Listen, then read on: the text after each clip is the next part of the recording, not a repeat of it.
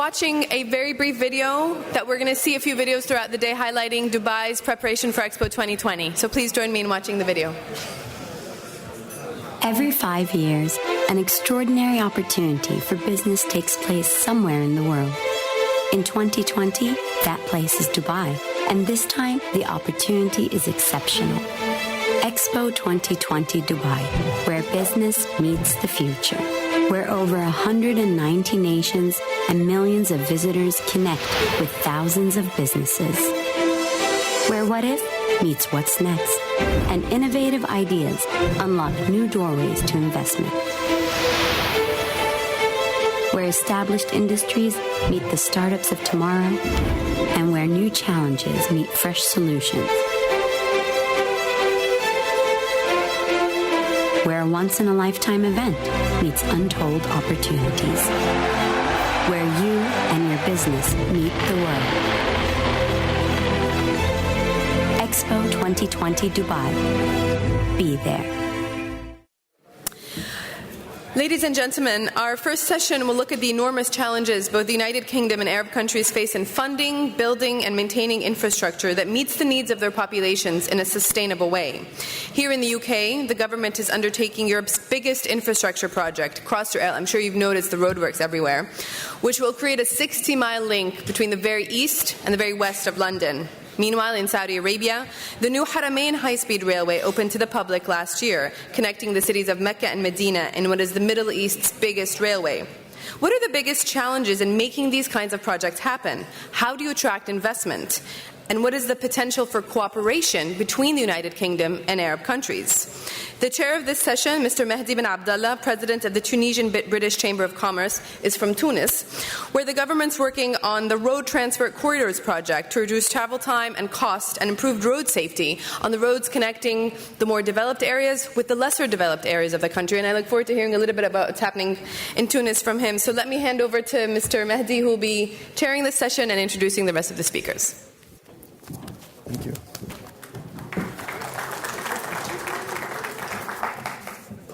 Thank you. Thank you very much, Your Royal Highness, Ministers, Excellencies, ladies and gentlemen. It's a true pleasure to be here with you today, and I'd like to thank our British Chamber of Commerce for the invitation and this great event. In September 2015, in New York, the member countries of the United Nations General Assembly adopted the 2030 Roadmap of Sustainable Development. The roadmap includes 17 Sustainable Development Goals intended to build the future of the world for the next 15 years. And some of these goals are directly related to our panel today and confirm then the importance of infrastructure, investment, and sustainable development. First, Goal 6, let's give them a number as they are listed. Clean water and sanitation. Clean, accessible water for all is essential part of the world we want to live in, and there is sufficient fresh water on the planet to achieve this. However, due to bad economic or poor infrastructure, millions of people, including children, die every year from diseases associated with inadequate water supply, sanitation, or hygiene. Goal 7, affordable and clean energy. Working toward this goal is especially important as it interlinks with almost all other sustainable development goals. Focusing on universal access to energy, increased energy efficiency, and the increased use of renewable energy through new economic and job opportunities is crucial to creating more sustainable and inclusive communities and the resilience to environmental issues like climate change. Goal 9, industry, innovation, and infrastructure. Investment in infrastructure and innovation are crucial drivers of economic growth and development. With over half of the world population now living in cities, mass transport and renewable energy are becoming ever more important, as are the growth of new industries and information and communication technologies. Technological progress is also key to finding lasting solutions to both to both economic and environment challenges, such as providing new jobs and promoting energy efficiency, promoting sustainable industries and investing in scientific research and innovation are all important ways to facilitate sustainable development. Finally, Goal 11, also very important for this panel, sustainable cities and communities. Make cities inclusive, safe, resilient, and sustainable. Cities are hubs for ideas, commerce, culture, science, productivity, social development, and much more. At their best, cities have enabled people to advance socially and economically. With the number of people living within cities projected to rise to 5 billion by 2030, it is important that efficient urban planning and management practices are in place to deal with the challenges brought by urbanization. Common urban challenges include congestions, lack of funds to provide basic services, and shortage of adequate housing, declining infrastructure, and rising air pollution within cities. Tunisia, my country, has been able to contribute to the building of this larger UN Sustainable Development Agenda through many actions, among them, and I cannot cite all of them, among them the realization of a national consultancy in September 2014 titled The Tunisia That We Want, which allowed to hear the voice and opinion of more than 3,000 citizens in 10 regions of the country and highlighted the 12 priorities expressed by those surveyed and primary interest of Tunisians towards education and employment. 2, we had an active participation among 5 other countries selected at the global level in the development of a sustainable development goal for governance, Goal 16, that helped boost the debate on the post-2015 agenda in governance. We participate among 5 other countries in the initiative on track to achieve Goal 6 on clean water and sanitation. We participated in the initiative to achieve the Goal 11, the one that just mentioned, city and sustainable communities. We participated in intergovernmental negotiation for the Sustainable Development Goals and adoption of the 2030 Agenda for Sustainable Development at the UN General Assembly. Tunisia continues to be the subject of consultation among the various stakeholders to ensure better integration into national planning, implementation, monitoring, and reporting as part of the national voluntary reviews. In Tunisia, the country is focusing and has focused on working on sustainable development goals to build resilient infrastructure and promote sustainable industrialization that benefits everyone and encourages innovation, and with also a great focus on enhancing infrastructure through PPPs.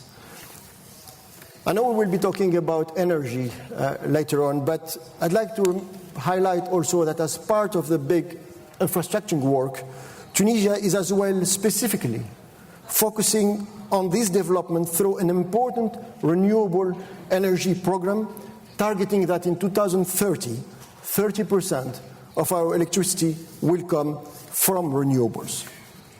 But also following the commitment of Italy and Tunisia to implement the transition line ELMED between Tunisia and Italy, it will enable Tunisia to be connected to the European network for the first time. Such a connection will provide an opportunity for Europe to help Tunisia's growing energy demand, but also enable Tunisia to support Europe's growing demand for green electricity.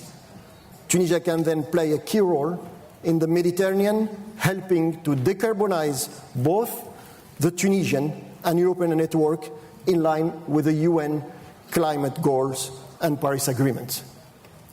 Today for this panel, and I know I spoke too much, but when I speak about Tunisia, I have always difficulties to stop. We know that both the UK and the Arab region, as many other countries in the world, faces certain difficulties in planning, building, and maintaining a modern infrastructure. This session will look at what can be done to help ease these challenges in order to attract inward investment in the infrastructure sector. Infrastructure can play a vital role in promoting sustainable economic development in the Arab world. Opportunity for cooperation, as you said, and investment will be at the forefront of the discussion with our prestigious speakers. So without any further ado, and I apologize for being a little bit long, I would like to invite His Excellency, Dr. Sami Alabidi, Chairman of the Council of Saudi Chambers.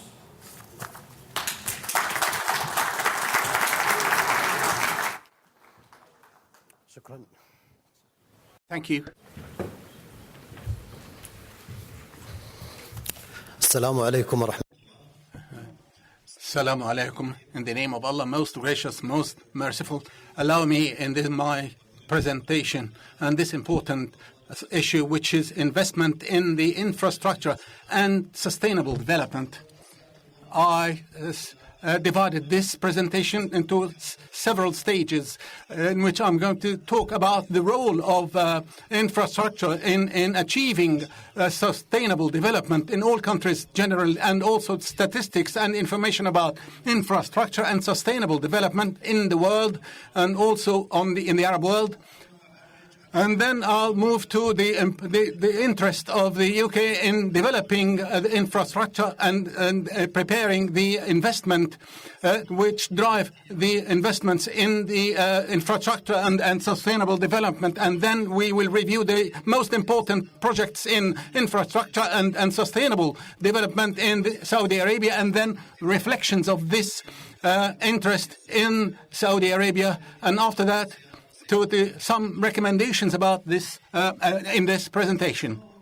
As it's well known, the concept of sustainable development focuses on the three development factors of any country, which is the economic, environmental, and social aspects. And we cannot have a balance between these three aspects without the existence of sustainable development, which is built on strong investments in the infrastructure. The projects of infrastructure are the most important factors of achieving sustainable development because of their role in achieving a lot of development goals in economy, directly and indirectly. Also, they contribute effectively and they drive the development of the economy and increasing efficiency of the economy, and also reducing the costs of production and the growth of different industries and creating job opportunities for the youth. Also, it leads to raising the level of livelihood in any country. Also, they could repair the good investment environment in any country. The infrastructure contributed in developing the economies of many countries, whether emerging or growing, and it contributed to the emergence of new districts and the flow of foreign capitals and investments to there. The development of the infrastructure in different economic sectors like communications and transport, energy, water and sanitation, also education and health. This will contribute to promote sustainable development in any country. This is one of the most important factors for growing different economic activities. And without this, we cannot achieve any prosperity or growth in any economic activity. Also, the increase in population will lead to the increase in demand of the infrastructure projects, because this is a reading of the future, and this necessitates that all the countries should take this into consideration when planning the projects of the infrastructure, and they should have good expectations of the future. This development, which is happening in the world today with regard to development, requires that they should be in line. We should be in line with the projects of infrastructure and sustainable development, so that we can be in line with these developments and create the systems that are related to this aspect. And these developments will play a main role in developing new products in the economies of the world. at last, the infrastructure is one of the most main factors to drive businesses, because they support the decisions of the private sector to increase investments in different economic aspects. Now, I will review two important statistics about the infrastructure and sustainable growth development in the world. According to the G20 report published in Argentina in 2018, they said that it's expected that the gap in the world infrastructure is between the real thing and the demand is nearly $5.5 trillion at the end of 2035. The report about world competitiveness has made Singapore in the first rank in the world with regard to infrastructure and the role model about this thing. Now, Saudi Arabia has, according to the report of the annual book about competitiveness, IMD, it is now in the 38th rank in the infrastructure aspect, so that it moved 6 ranks compared with 2018. This means that there are clear policies in this aspect in Saudi Arabia to achieve successes in this regard. This aspect, according to competitiveness, is measured by several factors, most important of which is the quality of roads and also the rail lines, airports, seaports, and the efficiency of electricity and water supplies.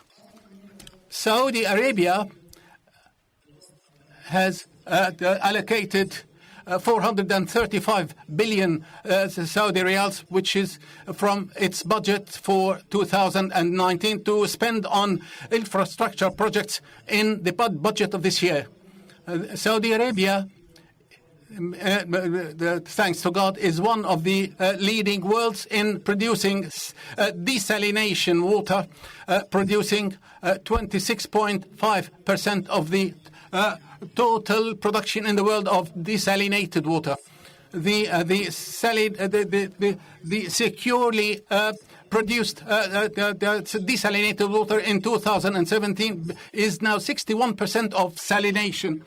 According to the report of statistics of the indexes of sustainable development published in 2018, the rate of 100% of the Saudi population obtain main services of electricity, communication, water and sanitation, and also the domestic waste collection. The interests of Saudi Arabia in developing the infrastructure and preparing the environment for building for investments in this infrastructure.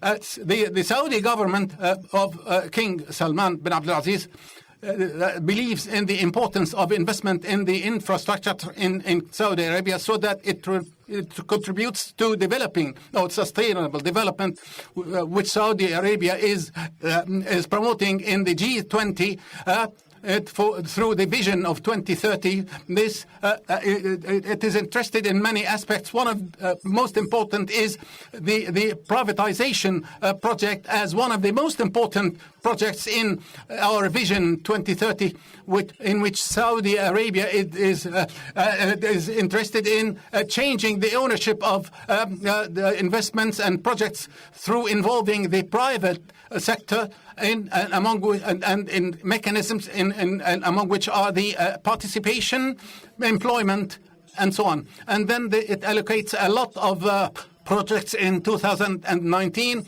one of which is the waste processing, and also the air transport in King Khalid Airport, and also the water desalination in Shuqaiq. The objectives of this project is to achieve a lot of results, among which is the total of proceeds from these projects, which will reach about 40 billion Saudi riyals. The government expenditure on this is about 35 billion Saudi riyals.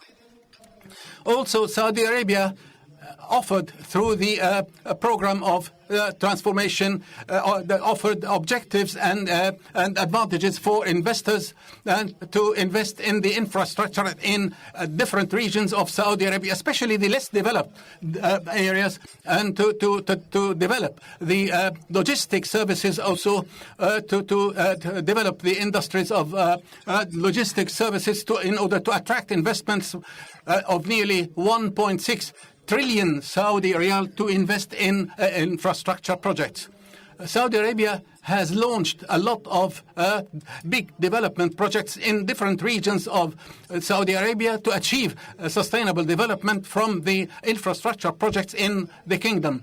And also one of the most important evidences about the interest of Saudi Arabia in sustainable development, what we heard from what the Crown Prince MBS said in G20. He said that one of the most important goals of Saudi Arabia is to have sustainable development. One of the most important projects of sustainable development is NEOM project, which is at the Red Sea to the north of Saudi Arabia, and also the Red Sea project, Qadiyah project, and also the project of Malik Salman the park in Riyadh, and also the project of the Haramain train, and also the Al-Hajj project, and also the broadband services of communications in distant areas. Also, the role of private sector in investment of and achieving sustainable development in the kingdom. The private sector is one of the most important factors in developing our economy, like other advanced countries. The Saudi government is interested in this within the program of transformation and its vision in developing the economy of the country. One of these projects which have been given to the private sector is the project of the airport in the Malik Abdallah, the King Abdallah, the economic city, and the GDP in 2018 reached 2.9 trillion Saudi riyals, which is nearly $782 billion, where Saudi Arabia achieved now a growth of nearly 2.2% in the GDP for 2012 and 18. And the Saudi Arabia has progressed in competitiveness at the rank of 23 and 25 in the world about the efficiency of business, and also the governmental efficiency. Rank 7 in transfer of businesses, is 10th rank in the communications, and rank 18 in the digital transformation, and rank 18 in the legislation to have to create companies, and also the transparency of governmental policies. According to the World Bank report, Saudi Arabia is the 4th rank in G20 countries in the reforms of businesses. The foreign investments in the kingdom increased in the first quarter of 2014 and 19 by 70% in comparison with the same interval in 2018 under the recent reforms. Now, recommendations. The investment of the private sector in infrastructure, these are investments especially in developing countries, for example, the systems and legislations, and the high cost of investment, and also the long period of getting proceeds, and also lack of financial facilities and other challenges. And that's why the governmental role is important in the investment in infrastructure projects, and all countries should prepare the good environment of investment to drive investment in these projects through different aspects, among which to put the organizational and legislative framework, and providing licenses and giving the drivers, and for in financial sector, and also to create partnership between the private sector and the public sector to prepare the infrastructure projects and also to have strategies which have good objectives. Thank you very much for listening, and I apologize for taking a long time. Thank you. Assalamu alaikum.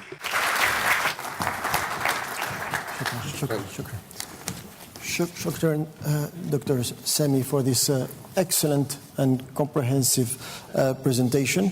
What later on, but I think it would be also interesting to hear about the role of the Council of Saudi Chambers in the region and how the private sector of Saudi Arabia collaborate with the various countries, and I know you will be in Tunisia, inshallah, quite soon, in order to contribute to development of an infrastructure in a sustainable way. We can discuss later, but before I pass it to our friend Davide, I'd like to rectify a little mistake that I've done and reverse the process, because I'd like to reintroduce His Excellency Dr. Sami bin Abdallah Alabidi, who is the chairman of the Council of Saudi Chambers. He's also the chair of Taif Chamber of Commerce and Industry and the first deputy chairman of the Federation of Gulf Corporation Council Chambers. He's a board member of various organizations in Saudi Arabia, such as the Job Creation and Employment Commission, the Saudi Export Development Authority, and Saudi Commission for Tourism and National Heritage. His Excellency is a consultant to His Excellency Taif Governor for Development and Planning and a member of the Saudi Council of Economic and Development Affairs. And thank you, and my apologies for bringing it now. Thank you. So I'd like now to pass the word to our friend Davide Stronati, who is the Global Sustainable Leader at Mott Macdonald. Davide has been the Global Sustainable Leader of Mott Macdonald since November 2012, using his skills and experience in liaising with executives, directors, managers, and teams to help them leading on sustainability, managing programs, and innovate approaches tailored to achieve behavior changes necessary to realize long-term business benefits.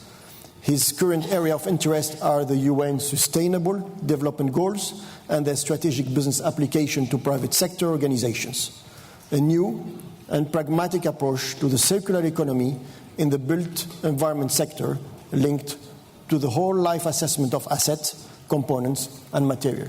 Davide, the floor is yours. Thank you. Thank you. So, good morning, everyone, and thank you for the opportunity to share a few thoughts on infrastructure, investment, and sustainable development. The world of infrastructure is in a constant flux, with challenges and difficulties that are the same across the globe, but also peculiar for each domestic market. What is certain and common across the world is that countries invest in infrastructure to further boost economic growth or to bounce back from recessions, if they can.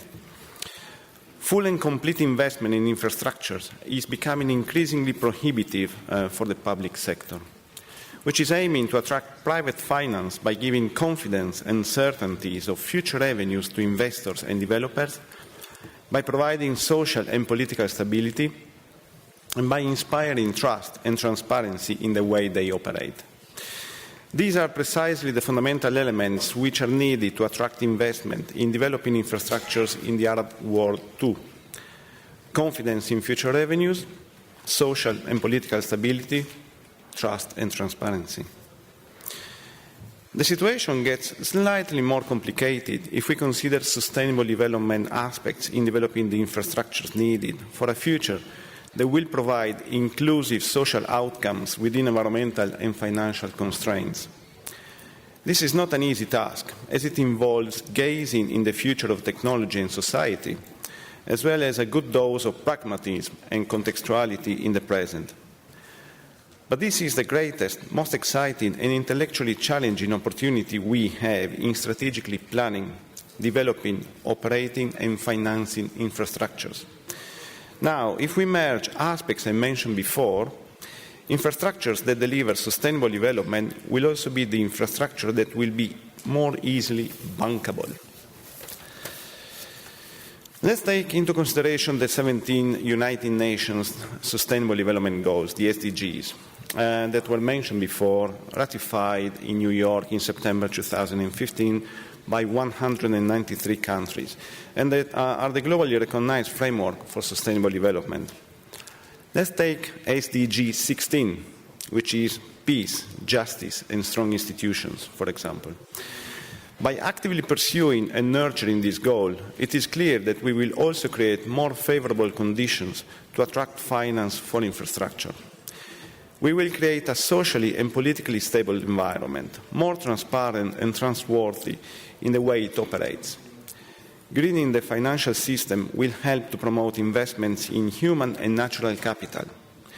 This includes creating the suitable conditions to attract private sector investment in a direction which helps to achieve the SDGs. Arab countries can attract more funding from development financing institutions by orienting their development strategies towards the SDGs and setting their priorities accordingly in a sequenced manner based on well-prepared and feasible development operations and projects. However, adopting a transparent, accountable and participatory approach is a necessary requirement for achieving this end.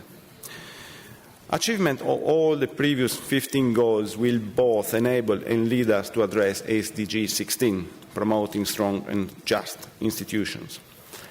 16 countries of the Arab League already produced at least one voluntary national review outlining their progress against the SDGs, with Egypt and Qatar, who did this twice already, and Jordan and Morocco on track for a second VNR in 2020, when Libya will become the 17th Arab League country to produce a VNR.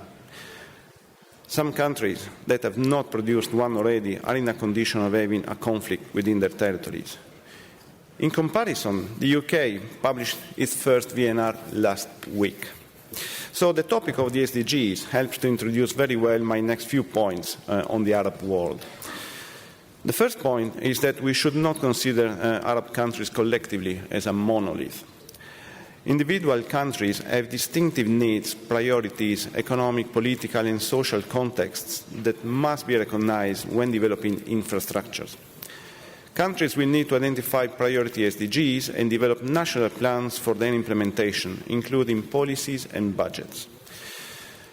There certainly are many commonalities to build on, and regional cooperation is of paramount importance, which is represented by the last SDG I have not mentioned so far, the SDG 17 on partnership for the goals. This has to consider and utilize the variety of natural and human resources in a vast region stretching over 2 continents. Sustainable development priorities and goals in Qatar, for example, are certainly different from those in Jordan. And for a country in strife, such as in Yemen, the needs of a post-conflict era would be easily and vastly different. Effective implementation of the SDGs requires deployment of local knowledge based on an understanding that is relevant to a particular context, place and time, while also utilizing general knowledge and principles. Implementation without understanding the context would cause a distortion. The second point revolves around common challenges facing the Arab region. Young population suffering from a high rate of unemployment, which is quite disproportionate if we consider women, a growing research and development capabilities, lack of public participation in the development of decision-making, and inadequate institutional and policy-making capacities sometimes. Therefore, developing infrastructure for achieving the SDGs must be linked to effective participation of not-state sectors, job creations, homegrown science data collection and monitoring capabilities, and institutional and public policy capacity building. The third point is that Arab governments need to adopt a genuine cross-sectoral approach to sustainable development. A change in the mindset and culture of designing strategies, policies, plans and programs, and their monitoring and assessment is essential if Arab countries are to achieve sustainable development and address the major challenges of water scarcity and aridity aggravated by climate change. This can be best achieved by embracing the water, food, energy nexus approach.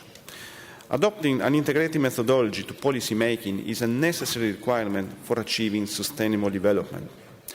This should be supported by a package of regulatory and market-based measures, including fiscal and tax systems which promote mobilization of domestic resources and better consumption and production practices, in addition to revamping subsidies to put price on natural capital and boost efficiency. And these key points very well introduce the final section of my intervention on opportunities for collaboration and cooperation between the UK and the Arab world. The UK has a long tradition in engineering and infrastructure, designing and building in the UK domestic territories and around the world.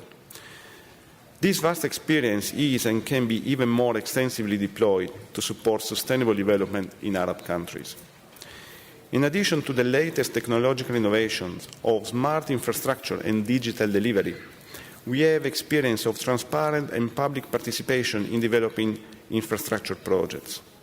This is closely associated to the UK Social Value Act, and the role of infrastructure in creating socially inclusive outcomes gives a full circle of opportunities and deliverables that address societal issues through delivery and operation of infrastructures. In 2008, the UK was at the forefront of the fight to contain climate change by rolling out the Climate Change Act, which pledged to cut emissions by 80% by 2050. That act of legislation created a normative and cultural environment for the preparation of the Infrastructure Carbon Review, published in November 2013. This report by the HM Treasury made a clear business case that cutting carbon in delivering infrastructure projects and programs cuts costs to £1.6 billion capex savings each year by adopting a low-carbon approach in infrastructure delivery. The UK is strengthening even more its leading position by committing to be a carbon-neutral economy by 2050. Aiming to neutralise the most difficult remaining 20% of our carbon emissions. This should be reflected in the UK taking a leading role on the international stage, including supporting Arab countries to meet and exceed their own climate change targets. All these examples should provide strong evidence on what is possible to achieve in the world of infrastructure and sustainable development, by considering technological innovation and the right approach to sustainability, which aims to maximise productivity and to deliver infrastructure that will serve end users with long-term positive outcomes.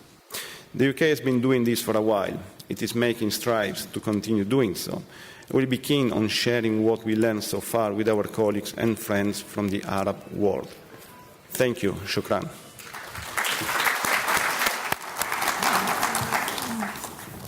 Thank you very much, Davide. Excellent presentation. You're right to highlight the challenges to meet the sustainable goals. And indeed, 2030, it's tomorrow.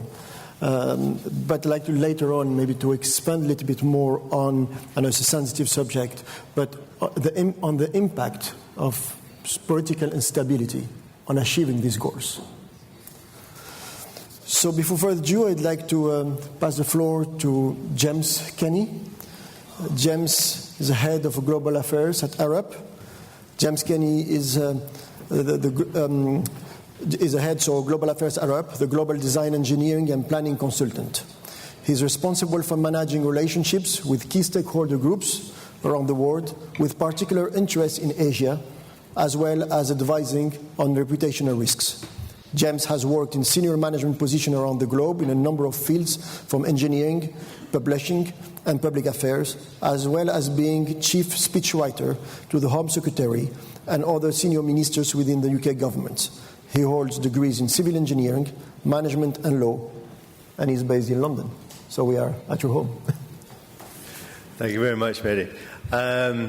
I'm going to keep my presentation short. Yes. Otherwise, there's a danger that lunch and dinner may coincide.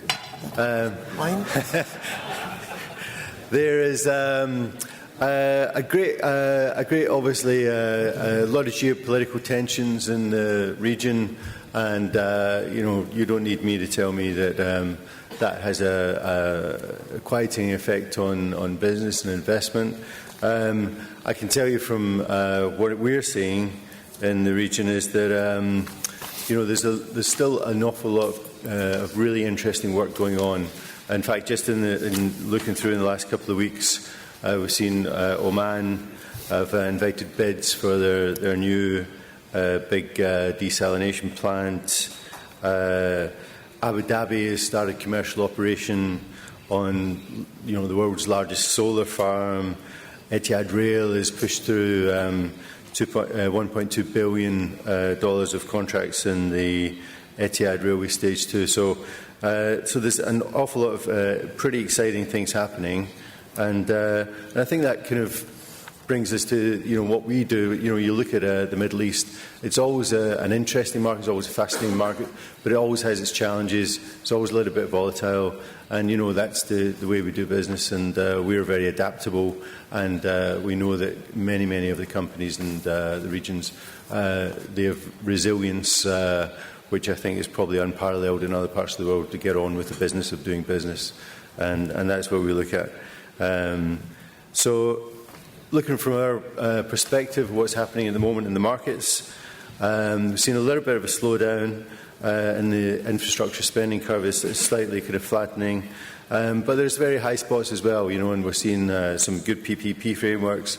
We're doing some interesting work with on the EBRD, for example, supporting some of their frameworks on PPPs, and we're looking at quite a lot of interesting opportunities with some of the big Chinese concessionary finance that's coming into the region and sparking a lot of interest as part of the Belt and Road Initiative, which is actually, again, another tremendous opportunity. So there's plenty of opportunities out there. We're working on master planning, and I think we'll hear more about that from our friends from Zaha coming through. And I think from our point of view, those master planning opportunities, we're seeing real ambition. It's like looking out 20, 30, 50 years. It's not, nobody is looking at any current issues and saying we've got to stop planning. We've got really ambitious plans out there, looking at network cities, looking at low carbon cities, like for example in Madinat Irfan and Muscat. We've got some tremendous opportunities happening in Abu Dhabi's integrated transport plans. We're doing some amazing work there, looking at how to integrate walking, cycling, local bus transit, light rail and metros. There's a real appetite for picking up on the opportunities derived from low carbon energy systems. As we've seen, great investment there. Digital and security is becoming quite an interesting piece of work for us, and of course the transaction advice around reconfiguring some of the bigger portfolios and due diligence on restructuring operations. And then of course there's lots of the fun stuff as well, and we're hard at work on for the Expo 2020, which we trust will be a huge success for the region. What we're finding a lot more, and this is not restricted to the Middle East, we're finding a lot more of the national governments are realising that they do have an infrastructure funding gap. They are looking globally to see how they can fill that gap. I think there was a WEF forum we were at in Davos that's the Global Infrastructure Hub reckoned that was about a $15 trillion gap out to 2040, looking at that kind of where is that infrastructure funding coming from. It's going to be quite a bit of pressure on the private sector to fill that gap, and there'll be great opportunities. But obviously, the pension funds, a lot of these people have got a great interest in it because longer term they've got a long-term asset that they can balance against longer-term liabilities to deleverage the balance sheets and make more money. And there's a huge amount of interest. In fact, so much interest that people are getting. The major question we get every day is, what does the pipeline look like? What are you developing? Where's that project creation piece coming from?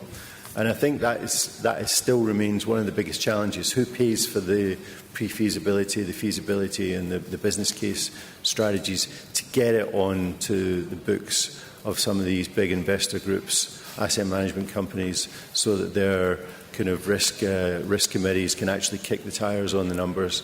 And I think that there is definitely, I'm seeing a bit of a problem there in funding that early feasibility work. Having said that, when they do look at it, funding those works, they're asking all the same questions, and it won't surprise anyone who invests in infrastructure to know what those questions are. They want to know if their investment is future-proofed, and that means, not just in terms of digital innovation. They want to know about climate risks, and that feeds very much into the SDG conversation that's going on.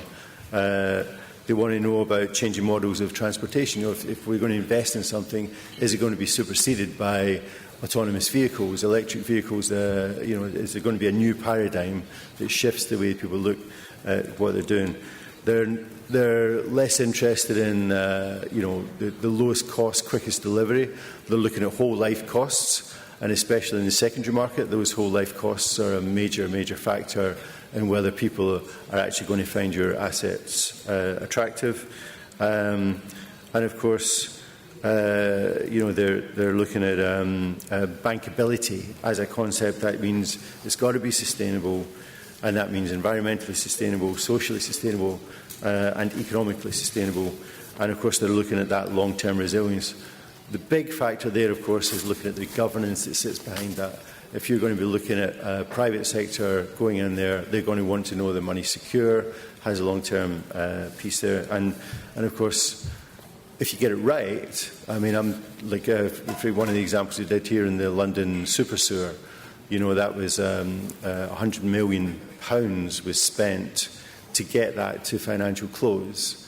But in the end, they funded essentially a couple of $1 billion, 2.14%, because they'd done all that pre-work.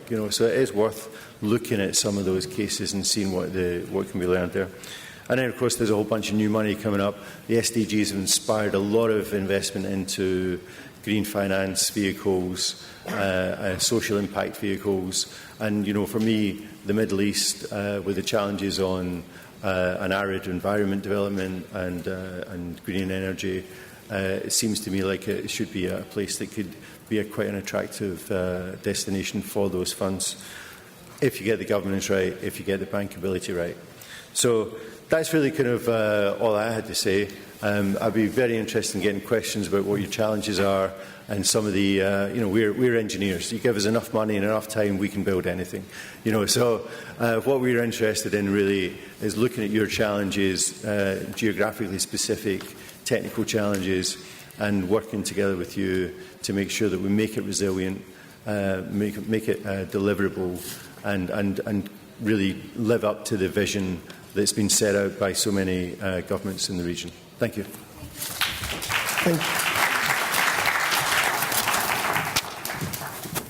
Thank you, James, for this excellent presentation and the good insight about how to finance the future.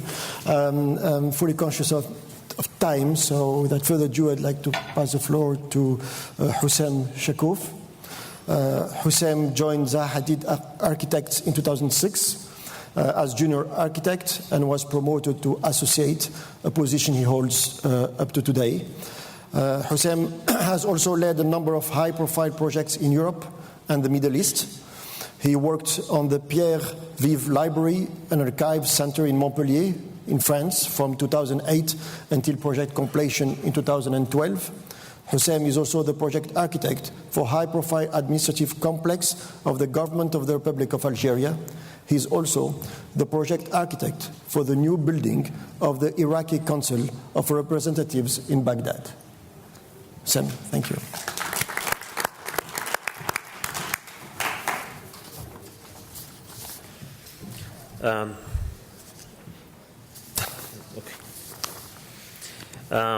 Thank you very much for inviting me for this important summit. As I promised, I'll try to keep it for 5 minutes. However, I would like to do my presentation a little bit differently. I prepared some slides which will show the master plans and how the master plan it could be useful in helping the control how the city is going to grow, as well as how keeping or pushing the job opportunities to achieve the goal for the cities. Master plan it could be developed a couple of buildings, blocks, or could be regional plan, as well as it could be part of the city. As you can see, the one in top right, it's Al Jadda master plan in Sharjah, which is a small master plan, bigger scale, where we are working on now. This is other examples for different master plans in London, Singapore, Tripoli, and London. The one in the bottom also in Istanbul and Zaragoza in Spain. The one in the top left is Singapore, the other one in New York. You can see master plan, it could maybe accommodate different buildings, different sizes, as I mentioned. As the timing really limited, I would like really to show in particular this master plan in Singapore. As you can see, it's planned for 20 years, and we won this competition in 2001. And the client at that time, they were focusing on fixing the envelope of the buildings as well as to work on the job opportunities.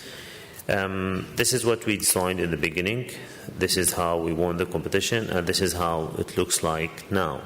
You can see the master planning, the envelope of the building, it really didn't really change a lot, but at the same time, it helped the city to control how the city is going to grow for 20 years, and also adding lots of variety for the buildings as they use different architects to develop it.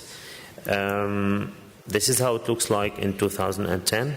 As you can see, the most important thing in master plan is the infrastructure. So normally they start to build it in the beginning, as it appears here.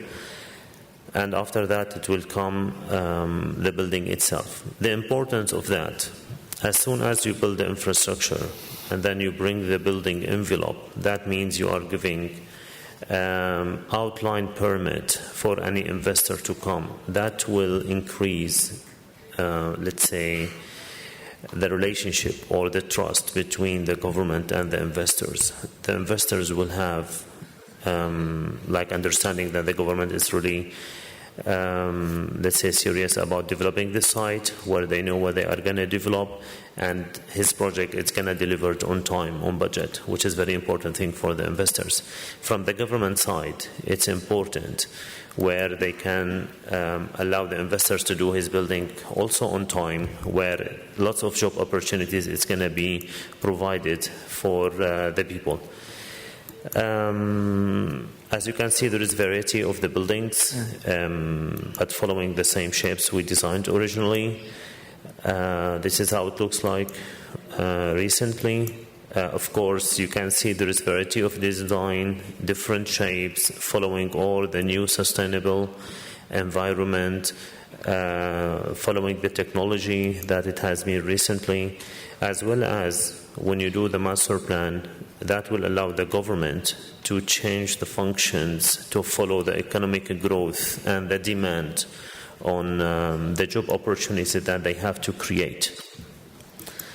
This is another master plan type where we developed in China, in Beijing, what could be like more high-rise building and like part of the financial district in the city. It's a family of towers. Couple of examples that we do in the Arabic world, like Cairo Expo City. It's also like developed to host the Cairo Expo, as well as create huge amount of job opportunities. At the end, we had to add also a conference center, we had a hotel, we had office building. This project we won recently in Russia. It also it's a development for the seaside in Novorossiysk, where the client aimed to rechange the image of the city and then host a huge number of hotels, where it's going to create lots of conferences and then make the city to grow differently. Few images about it. Another master plan in China, where also it's done as part of the development of the city. We won this competition. We are working on the part of the master plan. Of course, we are studying it carefully with the client to answer the demand of the economy, what kind of function it's going to be, how we are going to focus it, residential or more like towards businesses, and it's going to be built also bit by bit. This is how it looks like from the top. Another master plan in Mexico City. My apologies. Could we wrap it up in 1 minute? Actually, I'm almost done, and just I want to show you this final development, which could be also the seafront, where you can develop the industrial, and then it became the port. It's not really only one idea to do the industrial, but also you can have lots of different functions, business, hosting, where you can have the part of the city to work as mixed-use development, which is from sustainable point of view. This is the most successful samples where the city is going to grow, as you will encourage the people not to use the cars and then walk less, and in a way you will maybe help with the pollution and the environment as well. And thank you very much.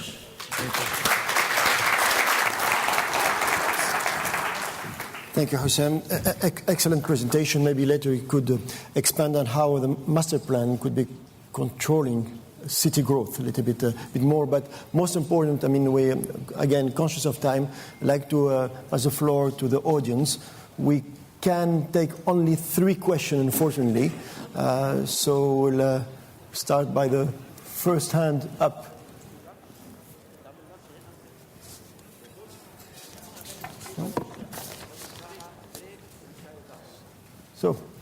So then thank you very much. So some really fascinating presentations there. One of the really interesting aspects that I found was the transition from... Sorry, could you just present yourself quickly and stand? I'm sorry, what was that? Could you introduce yourself quickly, please? Oh, okay. My name's Safrazmi, and I'm coming from a delegation from the northeast of England. So my question really is about how we move from master plans and bridge the gap, I guess, from the vision to the reality. So a number of speakers spoke about the challenge. Once the vision has been created, how is it that it's then possible to go from that vision to the development of the projects themselves? Thank you. Maybe we'll try to take the 3 questions all together, if there are some. Otherwise, nope. No. Yeah, I can. James, do you want to? Have a credit? I mean, essentially, it's about the discipline and the governance that's required to maintain the vision. Now, there will always be, in any master plan, you have to evolve over time. Situations change, technologies change, risks change, and you have to be adaptable. But you have to also have the governance and a relatively strong regulatory system in place that allows that vision to be carried through. So it's all very well for us to design a low-carbon city, but then if it comes to detailed design and the local planner says, well, actually, we don't need that, we can just use this, it's not as good, but, and you start those compromises, then that leaves you at the end of it with a bit of a mishmash and a bit of a mess. So it really is about sticking to your guns and making sure that you have that vision and you stick to it. I think that's you would agree with that. Thank you, James. Hussam, do you want to add to? I agree with James in his thought what he's saying, but also like when you like any project, you will put plan and then you see what is the vision you want to achieve, and then when you do the master plan. You know that you will have this amount of job opportunity, this amount of the square meter you want to build on it. And then when you start the infrastructure, it could be like the demand in the market, it could change. It could be the economic growth, it also change. So the master plan should be adaptable, and then you always have to revise your economical model. As you build it, maybe every 5 years, you could maybe revise it, you see where are you, and then you do like some changes. But you should really keep the vision there, and you should do your best really to follow it. Excellent. Excellent. Thank you very much. Could you take, there's one question there. Walid Tarawne from Jordan. I'm CEO for a non-profit organization called Partners for Good. And my question is going to be to His Excellency, Dr. Sami, and I'm going to ask it in Arabic. We have seen your presentation that the Saudi Arabia has a lot of developments in all aspects. And it's very promising that the economic transformations which are targeted.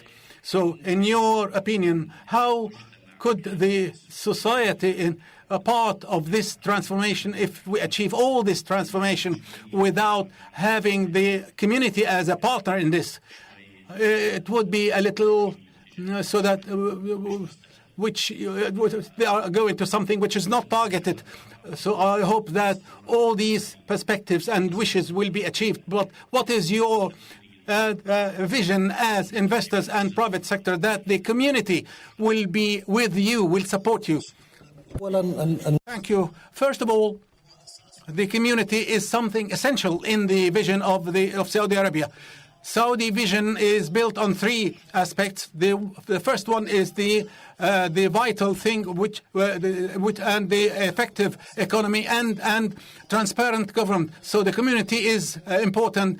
Improving the life is one of the main things that Saudi Arabia is witnessing in its vision 2030.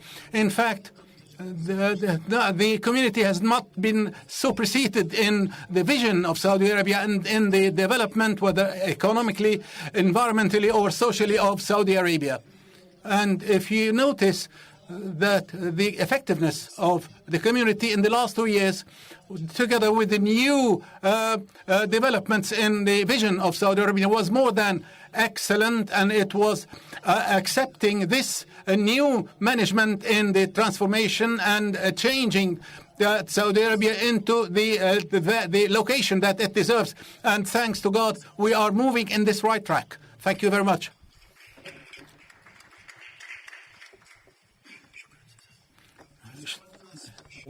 Okay, thank you. My name is Dr. Imad. My name is University. I have a question to the whole panel, actually. Perhaps you can all address this. Are you able to tell us anything about plans to further develop transport infrastructure that links countries? So we've discussed how you can develop infrastructure within countries, but I'm thinking about developing rail and road in particular, cross-border infrastructure in the region. Thank you. Yeah, I can give it a try. And I think I mentioned during the presentation and that about the SDGs, the number 17, which is precisely the partnership for the goals, and that this need of cross-boundary collaboration. And I think transportation, as it says, is king, really, in making real this cross-boundary collaboration by, facilitating the movement of people and goods. So I would see that as the most important sector within the infrastructure development that needs to be tackled on the road, railways. People fly, but I think there is a great need of roads and railways to be developed. Excellent. Thank you very much, Davide. I'd like on your behalf to thank all our speakers. Really thank you for your presentation, for being with us, for answering the questions. I'm sure you will have more questions from the audience when we'll be all together at the coffee break. So thank you again, and big applause for you.